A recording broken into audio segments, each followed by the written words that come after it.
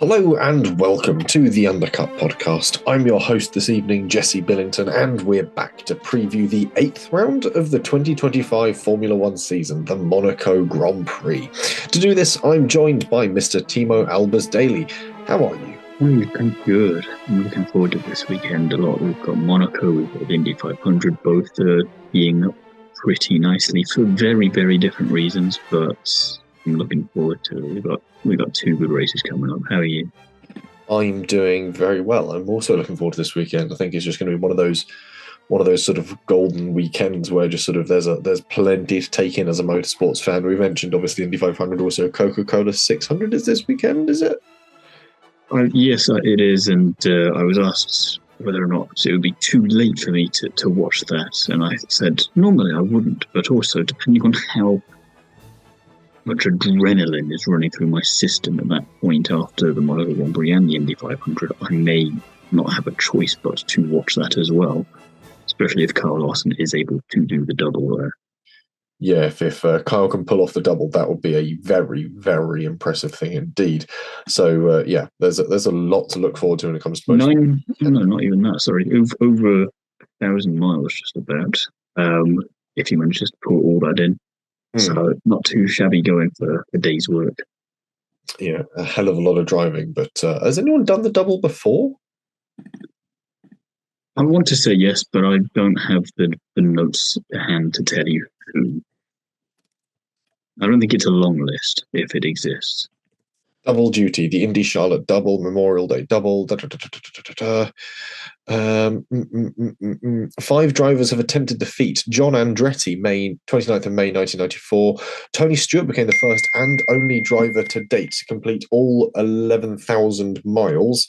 11,000? 1,100 even. 1,100, sorry. He's really good. Robbie Gordon has drove too much. Yeah, Robbie Gordon has tried 5 times. Tony Stewart has tried 2 times. Kurt Busch and Kyle Larson 1 time apiece. No driver, however, has won either race while attempting the feat. I was pretty sure neither had managed to win one, never mind both of them on the same attempt. So, yeah, I mean, we'd love to see it, but tricky. Stewart's 2001 effort stands as the best combined result, a 6th at Indy and a 3rd at Charlotte. So it's doable. You can have a good result, but relies on... Oh, it's doable, but it just ain't going to happen very easily. Yeah, it takes a hell of a lot. So it will be very interesting. Like the logistics of it all are absolutely fantastic, and like the fast recovery off of the back of Indy to go and do the NASCAR. The drivers taken on like IV fluids on the plane. They're checked out by a physician all in flight from one to the next. It is a properly. It should also be pointed out that Larson is under contract to not miss the Coca-Cola 600 this year after he skipped it last year. So if IndyCar is delayed for whatever reason, then he just has to pull in. He's going to have to. Someone's going to just stuff him in a duffel bag and take him to the airport, whether he wants to go or not. Yeah, it's not a case of he skipped it. He didn't get to do it because obviously Larson finished 18th last year, a bit of a rain delayed race, 19th, yeah. And then failed to make it to the start of the race in Charlotte. So then someone else, which was mainly due to the weather at Indy. So it was delayed by 4 hours, which did have a slight impact.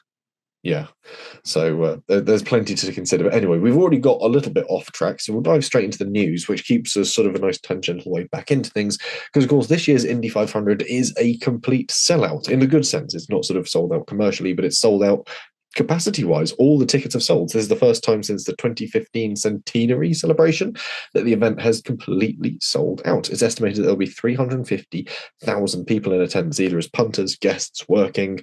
This works out that 1 in every 1,100 people at the United States will be at the 500, which is a mind-boggling statistic when you take into account how big the United States is, and 1 in every 1,100 people will be at the 500. Last year's... I was about to say we probably know someone who's going to be there, and then I realized I know 2 people who are going to be there, but that's literally because I do a podcast with one of them, so that was a bit easy for me on that one. But you might have to think about that slightly more difficultly, but the odds are with you at least this time. It's more likely this year than not. I might know someone. I'd have to check. But yeah, last year's Coca-Cola 600 was also a sellout with 95,000 people spectating, plus obviously works on top of that. Bit more context just so you can understand the numbers. Le Mans last year saw 329,000 people attending before you include those racing and working. And Silverstone across the weekend for the Grand Prix last year saw 480,000 punters alone through the gate. So these are some big motorsport events, and obviously great time to be in motorsport. We're getting all these fans in. It's growing, and everyone's enjoying what they're seeing. You love to see it. It's great for the sport, like you say, and it is set up to be one heck of a show. I did a podcast this week over on the Cubs IndyCar with my co-host Nate, and we talked about all of the practice and qualifying sessions and all of the action that's been going on there, storylines that are in play for Sunday. It just looks to be one heck of a show, as I mentioned there. So, yeah, I'm not expecting a disappointing Monaco by any stretch of imagination, because I'm really disappointed by Monaco anyway. I'm bulletproof with Monaco on that front, but Indy looks like it's gonna deliver in one way or another. It's kind of set up in a way that even if it's wreck after wreck after wreck, you're still going to get something interesting happening there. And it's kind of nice when it's going to take something truly, truly bizarre to happen for it to not be entertaining. Yeah, I think I don't even think like a lights to flag 500 would be dull, because it's one of those races. Well, no, because it would be fitting in with this kind of a weird thing that we've had this season. We've had more green flag racing than ever before in the history of the sport. So, as unlikely as I see that being, it would also be really on brand and very odd. There's a lot of interesting storylines leading into this. We've got a rookie on pole with a team that's never raced in IndyCar before. We've got Takuma Sato, a two-time winner, 48 years old, on the front row alongside him. We've got the guy who's come second all too many times sat alongside them still. And another great storyline is that Penske is falling apart. They made illegal modifications. A little bit. They made illegal modifications to the attenuators at the rear of their car because the glue looked bad. This is the excuse that they have officially filed. It didn't look nice. And the result is that Tim Cindric, the team president, Ron Rzuski, the managing director, and Kyle Moyer, the general manager, have all stepped down from the organization. So that's three big names from within the team that have just gone, better clear off from this one. Tim Cindric, the man, by the way, who was also kindly asked to leave NASCAR a little while ago for grey area reasons, and his son is racing in NASCAR at the moment, has been for a little while, and you got to think that's going to be a fun dinner conversation to be having at some point in the not too distant future. How was your day? We're not going to talk about it. How was yours? I don't want to talk about it. Okay, never mind. We're going to move swiftly on. But recognise the Cindric name there. More importantly, out of everything that's going to happen in Indianapolis and maybe in America this weekend, the biggest event by far is the 6 Weinermobiles that will be racing each other on Friday around the Bank Oval in the first Weenie 500. I was hoping you were going to mention the Oscar Mayer Weenie 500 because it looks so good. Like, obviously they saw what F1 did with the Lego F1 cars and went, you know what? We can step that up. Every true piece of art has its cheap copy, and the Lego cars, I'm afraid, were the cheap copy in this instance because you can't beat the Weenie cars. You can't beat the Weenie. They're so iconic, and a sentence I thought I'd say this week. Never mind ever. Someone's going to clip this badly, and it's just going to be you saying "I love Weenie." And you now. Yeah, unfortunately, I had to sew myself into that sack to try and get it there. But There's another one. Yeah, I think we should see more of this goofy racing parade lap stuff because it is lighthearted. It brings in fans from across the world. It shows that even the most technical and rule-abiding of sports has a fun and upbeat side. I'd love to see something equally sort of stupid for Le Mans. Like I have the thing for you. It's not at Le Mans, but we could start a petition. A couple of years ago now, I think it was, at the end of the kind of first international championship of Nitrocross, there was a support race purely for the final round where, think of like your van people carrier sort of cars. They went racing on those, on stuff that you do World RX on. And with no modifications whatsoever. Similar to what we did, like people carrier racing, but Yes, essentially. Rallycross. But instead of, and it was a mixture of drivers and fans, and they got Andrew Curley, the lead commentator, to go in and have a go as well. And his was stuck in first gear for all 8 laps, and he was going for quite a while. And obviously, he's there going over this little jump and going, and the entire car just kind of shattering in various pieces. It was brilliant fun. So I'm hoping this kind of carries on in the same vein. This is what we want from American racing.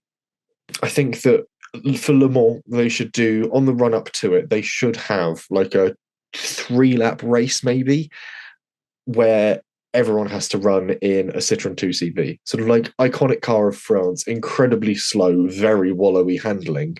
And obviously you have to do like a driver change. So you get 3 laps to obviously cycle through your drivers on your team. And just like as a great...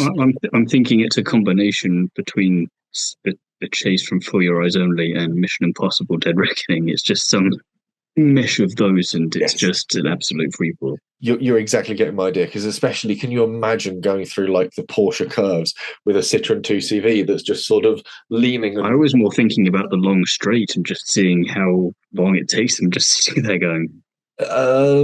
Yeah, quite a while. I've had a 2CV up to 78 miles an hour before, and it was sort of all out of ideas at that point. So it's going to take a while going down the back straight. And also, but then again, if you're only going 78, you're not really going to be overstressing the brakes on the turn into Arnage, are you? At the far end of the straight. It's not a big braking zone, really, is it?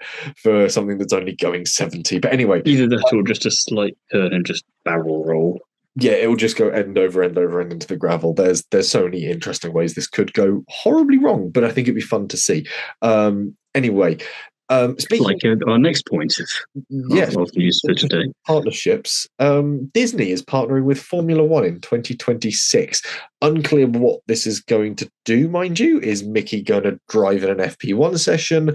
Are they reopening the Walt Disney World Speedway in Florida? Is it going to be a return to the Mick Yard? And for anyone who's genuinely sort of questioning what I'm on about here, yes, Disney World did used to have in Florida a tri-oval, and it was called the Mick Yard. And they used to race there until, I think, 2011, 2015 sometime. And yeah, there used to be a Disney leg to the NASCAR series. But I don't know. I think I speak for everyone. No, I was going to specify for them. I'm just going to say everyone when we all saw that news and collectively just went, what the fuck? Yeah, I don't know what the end point is with this, but I did see that Romain Grosjean had got to meet Mickey Mouse and unveil the sort of Disney liveried Formula One mock-up. So I was like, okay. That feels like a Make-A-Wish thing. We should really check and see how he's doing. He's having a great... If he suddenly passes away, I think we know what happened there. Oh, no, hang on. I've just realised something. So, 2026, we have a new team on the grid. Romain Grosjean makes me think more of a goofy kind of character anyway. He should have met him. Similar vibes. Yeah, no, that's not what I'm thinking about. What I'm thinking about is 2026, new team on the grid in the form of Cadillac. Obviously, we need drivers for that team. Not Mickey Mouse. No, not Mickey Mouse. But remind me who previously has had sponsorship contracts with Disney. I'd still rather not, though. Sergio Perez. Still rather not. I'm just putting that would be such a boring thing to do, though. It's how transparent. Yeah, how transparent was it already that it was going to be purely on money? And then we go, oh, you know what? Let's make it about more money and just bore the hits off everyone by creating Sergio Perez again. Give it to someone proper. But what is it? Nestle, Disney, Cadillac, Andretti. I couldn't care less. I couldn't care less. Look, it would be the most boring use of an 11th team. I'd go, you know what? Pick him out again. Yeah. No, it'd be the dullest thing. One of the dullest things. We don't know what the House of Mouse is up to. We'll wait and see what they do. One other interesting thing that I did stumble across actually was that at the Miami Grand Prix, obviously Lego had a big presence there with the cars. One of the other things they were doing was filming like a lot of behind the scenes stuff, like how to do tire changes, how to put tires onto cars. Obviously Lego is the world's largest tire producer. It's one of those fun facts.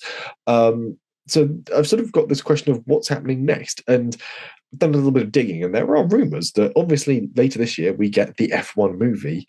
There is now rumours that there will be a Lego F1 movie somewhere down the line, which probably would be better than Drive to Survive. Yeah. The bar is low when it comes to Formula One media of recent. And which I don't know if you saw somehow won an Emmy. but documentary. Yeah, it doesn't really document much that is new. But anyway, yeah. So yeah, that's also something that's possibly on the horizon. Anyway, moving a bit closer to the present day, and we'll kick off with McLaren, who are running a special livery for the Monaco round of the Formula One Championship, and it's basically some white roundels. I'm glad you had similar notes to me here, because I was looking at that going, what is actually different about it? And aside from the numbers, not much at all, really. No, they've said that they're nice numbers. They're nice numbers, very nice numbers, but apparently it's supposed to be a throwback to the M7A, which is one of the very early Formula One cars, which was an orange car with white roundels for the numbers. The 7A was raced by Bruce McLaren and Danny Hulme. There's nothing wrong with it, but it's hardly special or bucking the trend. I do have questions about what Ferrari are going to be up to. They've got special race suits coming into this weekend. They're going back to white and blue, which is I don't know. I still hope they're going to do like a full not liveried car, because that would be quite nice. But my wish when it comes to liveries never comes true, and we're always disappointed. So I wait to be disappointed once more. Yeah, not really much to add on that one. It's very rare that we get a one-off livery that A, looks good, B, is what we want it to be, and C, actually proves to be of any good luck. And we've already got that once this season, so I don't think we're going to get that again anytime soon. Yeah, for reference, Max Verstappen and was Yuki Tsunoda at that point Red Bull in Japan. Only worked for Max, mind you. Well, I mean, if we're calling the McLaren a special livery, by that margin, Red Bull also ran a special livery last weekend, by which I mean they had a white border around the outside of the numbers on the cars like they did when they first joined the series. So I don't know what I guess we count that. Yeah, maybe Red Bull can pull off the successful special livery these days. I don't know. Speaking of Red Bull, however, my sister almost ran over Pepe Marti, the Formula 2 driver. I have bone to pick with you on the accuracy of this, but continue. So she wasn't. It wasn't technically her, so No. You're already misleading the listener. But I am supplying Clickbait. I am supplying them with the full detailed information within the article. They just have to read it. She was being picked up to escape the Principality before the race induced lockdown, and her boss nearly ran over the F2 Campos driver. That's about it. That's pretty much all it extends to. She saw that he had a Red Bull t-shirt on, and Marty was written on it, so she just sort of Googled Red Bull Marty, and then just sent me the Google result and said, I think I nearly ran this guy over earlier, or that her boss did. So there you go. But one thing she has sent me, interestingly, was a picture of the Pirelli truck arriving in the Principality, and that leads us. Is this your segue into tyres? Yes, it is. I was trying to think of a way of doing it. I didn't have anything better. I don't know. But Noticed that. The tyres are in Monaco, and crucially, we're running the C6, the C5, and the C4 compounds again. So softest 3 compounds, and this will be factored into the fact that this weekend we will be seeing double pit stops as Formula One enforces a 2-stop strategy. The idea is that this will shuffle up the order a little. It will promote pace offsets that will result in overtakes. Not sure where around the incredibly narrow track we're expecting to see these. There's places. There are places. If you watch Formula 2, Formula 3, and Formula E, where the cars are significantly smaller, there are a few spots where you can get 2 cars side by side. Last year, the 78 lap race. Alpine know where not to do it. Yes. So do technically the second Red Bull driver and both Haas's as well. Well, I wouldn't blame Haas for that one. Yeah, that was entirely on Perez. Although, if you're on Mahavir Raghunathan, you do know an incredibly good overtaking place, and that's simply cut the corner on the inside of turn 1. But anyway, last year, 78-lap race, and the hard had an average use stint of 64.5 laps, the medium 50.4, the soft 28.0. So, yeah, basically everyone pitted very early on last year because of that red flag incident, and that was the pit stop done. So to try and completely counter that, we've gone the opposite way, enforce 2-stop strategy, which will also prevail if it's a wet race as well. This is important to note, because even if it's wet and you swap between sort of dry to wet compounds, wet to dry compounds, you still have to make 2 pit stops. And according to the regulations, Article 30.5, paragraph M, which states that if a driver does not use intermediate or wet tyres in the race, they must use at least 2 different slick tyre compounds, of which one must be from the mandatory dry compounds, hard or medium. So you have to run either a hard or medium stint, and then the other 2 stints are up to you. So we could see drivers using all 3 compounds. We could see them doing a hard, medium, medium, hard, soft, vice versa, every other combination. I think it would be quite funny if teams and drivers just pitted at the end of lap 1, then again at the end of lap 2, simply to mock the new system and just went from there. If they don't, much like IndyCar's new pit stop situation that they debuted at the Monaco Grand Prix and the Formula E interesting pit recharge gimmick, I don't think much of anything's going to change, or at least not as much as intended. And I think this idea would be a very funny way of circumnavigating all of these things that you've just lined out there. Yeah, I mean, you make a very good point, and it's one that Bernie Collins has made sort of post race after Imola. They were talking about things to come at the Monaco Grand Prix, and Bernie Collins said, "Yeah, I think as a strategist, the best thing you can possibly do for Monaco is qualify for a good track position, and then get your pit stops immediately out of the way and run to the end on the hard tyre, because it will do it around Monaco, because it's not a high tyre, it's not a high energy circuit. You will do fine." And I mean, because there's no, it would be funny. It would be funny, and because there's no mandated stint length, F1 have left nothing that to stop them happen. Yeah, there's nothing to stop them doing it, because they haven't said your stints must be X length and X length and X length and so on and so forth. No, they've just said you've just got to make 2 stops, 3 stints. There you go. So we'll see how it goes. You have a point though. A separate point, mainly to test you once again. It may be more obvious to you that McLaren obviously have the most wins around Monaco at 15, but I'm going to test you on the others. How many do Ferrari have? It's a quick fire round. We've got to go for it. We've got a few teams to get through here. 8. 10. What do Lotus and Red Bull have? 6. 7. Oh, I'm getting closer. BRM and Mercedes? 4. 5. Oh, god damn it. I'm always one out. You've got one more chance. Senna. He's obviously got the most of any one driver. How many does he have? 5. 6. God damn it. That's a nil point for Mr. Biddington, which moves us into predictions quite nicely, where hopefully this trend continues. I don't know. I think we've both got some very interesting predictions this week. And again, it all really relies on qualifying. So pole position, we'll kick off there. Ellie-May has not put in any. So she's having a bit of a mise from last year's season, basically. Not a lot of points going on there. No, she's succeeding the same much as you did by not writing anything. You wrote stuff down and you still got nothing. Thank you for reminding me, Thiemo. Your pole position. I'm only doing what she would be doing. Yes, Oscar Piastri. Oscar Piastri. I think he and Max Verstappen, since the second round of the season, have dominated all the wins and all the pole positions. So I think between the two of us, actually, because I predicted Max Verstappen for pole, we've gone for the bookie favourite, the statistician. It's usually one or the other. Yes, yeah. Mathematically, it's going to be one of those two. When it comes to the podium, though, we've gone slightly different routes. I wanted to be a little bolded just because it's Monaco. I'm treating most of the season pretty sensibly, but I think here and Silverstone and maybe Monza, I'm going to be a little bit more liberal and mystic, and that's what I'm doing here, because I still do think that Oscar will convert his pole into a win. But then I think it's going to be a Ferrari lockout for the rest of the podium with Hamilton in second and Leclerc in third. You'd not complain. I wouldn't complain. I think a Hamilton... Even though you've got different predictions, you wouldn't complain. I wouldn't complain, no. A Hamilton podium on his first outing in Monaco with Ferrari would be really nice. I think it'd be an exciting one to see.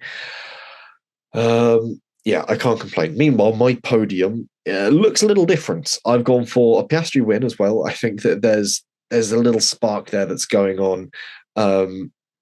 That I think it's going to be an interesting one. Verstappen for me is coming home second place, and Kimi Antonelli is going to be third. I think he's going to have a bit of a turnaround of form from last weekend. He's had the mechanical problems, the car's been gone over, it's going to be sound, and he's going to be trying to make up for lost time. So I think he's going to have a very interesting weekend. Yeah. I think that's all I want to say on that. I don't want to jeopardize myself by saying anything else. I'd say probably the less said better. And in some instances, we had this with IndyCar trying to make some predictions. Even though we don't usually do predictions for the 500, we fell into the trap, and now I'm worried for the drivers that I've been naming. Yeah, it's sometimes a dangerous realm to sort of start making those predictions. Commentators curse and that sort of thing, or I don't know if there's like a podcaster's version of that. Well, we are technically commentating on what we think will happen, so I still think it counts. Close enough. We know Harry Benjamin. He is a commentator, so by proxy, it's there. Fastest lap.